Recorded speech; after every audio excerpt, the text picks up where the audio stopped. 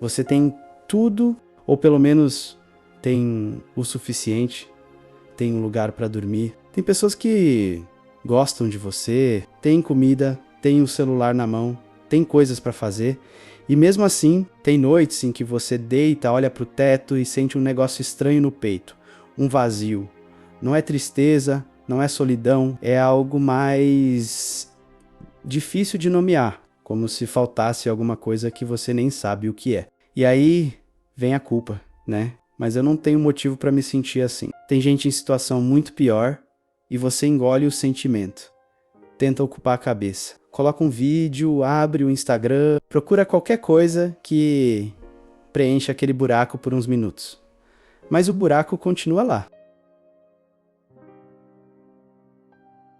Hoje eu quero falar sobre esse vazio. Não para te dar uma lista de 5 dicas de como preencher ele, porque, honestamente, eu acho que a gente foi ensinado a fazer isso do jeito errado. Eu quero falar sobre o que esse vazio realmente é, de onde ele vem e o que ele está tentando te dizer. Fica comigo e pode ser que ao final disso você olhe para esse vazio de um jeito diferente. Pensa comigo, quantas vezes na última semana você ficou com você mesmo, sem tela, sem música, sem podcast, sem notificação, só sentado, só existindo? Para a maioria das pessoas, a resposta é quase nunca ou nunca. E isso não é coincidência. A nossa sociedade ele foi construída em cima de um princípio que a gente raramente questiona. O vazio é o inimigo. O vazio é preguiça. O vazio é improdutividade. O vazio é aquela sensação desconfortável que você precisa eliminar o mais rápido possível. Então criaram para você um mundo inteiro projetado para isso. Cada segundo da sua atenção tem um destino. Você acorda com alarme, já pega o celular, já tem conteúdo esperando, podcast no caminho para o trabalho, reunião, série à noite, reus até dormir. Loop infinito, vazio zero. Mas aqui está o paradoxo cruel. Quanto mais você preenche, mais vazio você se sente. O homem moderno não sabe ficar quieto em um quarto. Blaise Pascal, filósofo, século XVII. Pascal escreveu isso no século XVII, antes da internet, antes da televisão, antes do rádio. Ele já estava falando sobre isso. Porque esse vazio não é um problema moderno. Ele é humano, a tecnologia só amplificou o volume da fuga. O que acontece quando você para de fugir? Quando você desliga tudo e simplesmente geralmente surge aquela sensação incômoda, uma inquietação, pensamentos que você não queria ter, perguntas que você vinha adiando. E sabe o que é interessante? Isso é exatamente o que precisa acontecer.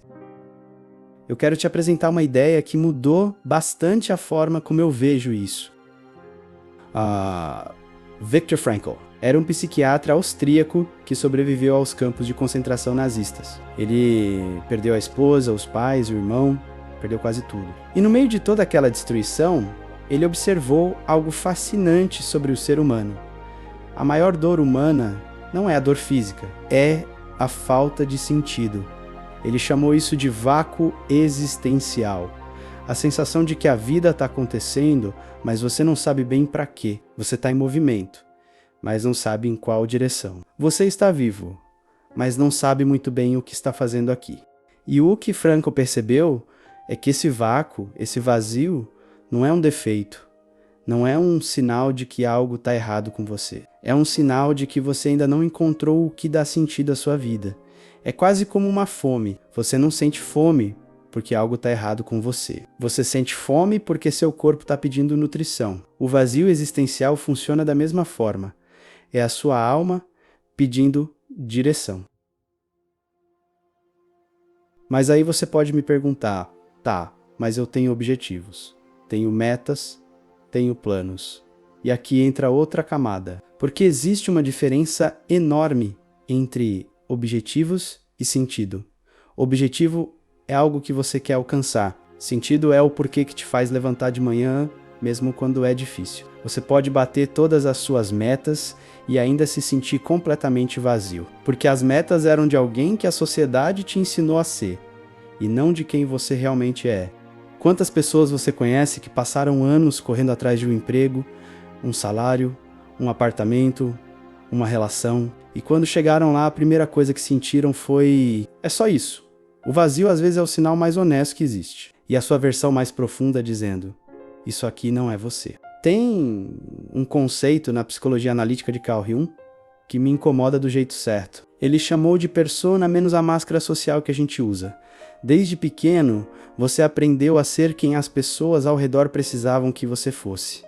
O filho obediente, o aluno esforçado, o amigo engraçado, o profissional competente. E você foi construindo essa persona com tanto cuidado que em algum momento começou a acreditar que ela era você. Mas existe uma outra parte, e chamou de sombra, que é tudo aquilo que ficou de fora dessa máscara. Os desejos que você não admite, os medos que você esconde, as versões de você que nunca tiveram permissão de existir. E essa parte vive em você como um fantasma. Ela aparece nos momentos de silêncio. Ela aparece naquele vazio das 2 horas da madrugada. Ela está pedindo para ser vista. Quem olha para fora sonha, quem olha para dentro desperta. Carl Gustav Jung. E esse olhar para dentro é exatamente o que a gente evita. Porque lá dentro pode ter coisas que assustam, perguntas sem resposta, raiva, tristeza, dúvidas sobre escolhas que você fez, coisas que são mais fáceis de enterrar do que de enfrentar.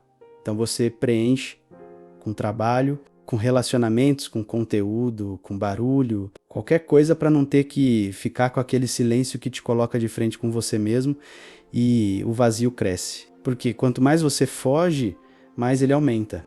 Não estou dizendo que você precisa resolver tudo. Não é sobre ter todas as respostas. É sobre ter coragem de fazer as perguntas. Então, o que você faz com esse vazio, eu não vou te dar uma resposta fácil, mas vou te dizer o que aprendi. O vazio não é seu inimigo. O vazio é um espaço. E espaço é possibilidade. Pensa num quarto completamente cheio de móveis velhos que você não usa mais, coisas que foram colocadas lá pela vida, pelos outros, pela pressa.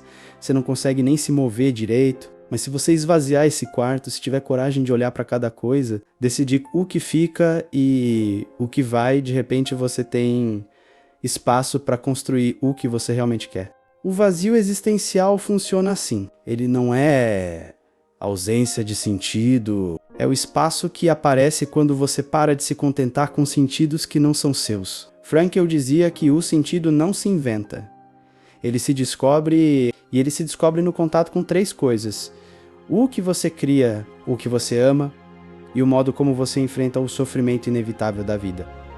Não precisa ser grandioso, não precisa ser uma missão de vida com logotipo e manifesto. Pode ser uma conversa que importa, pode ser um projeto que te acende, pode ser a forma como você trata as pessoas ao redor, pode ser o jeito como você decide existir.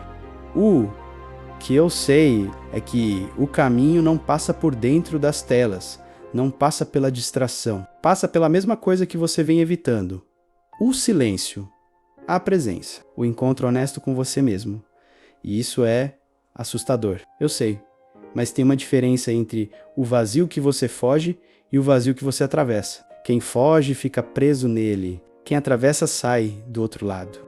Se você está ouvindo isso agora, provavelmente porque alguma parte de você reconheceu o que eu descrevi, essa sensação de ter tudo e ainda assim sentir falta de alguma coisa.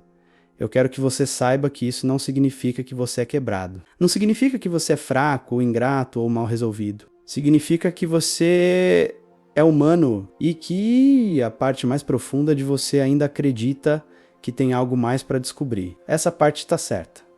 Então hoje à noite, quando você for dormir, antes de pegar o celular, fica uns minutos com esse silêncio. Não tenta resolver nada. Não julga o que aparece. Só existe.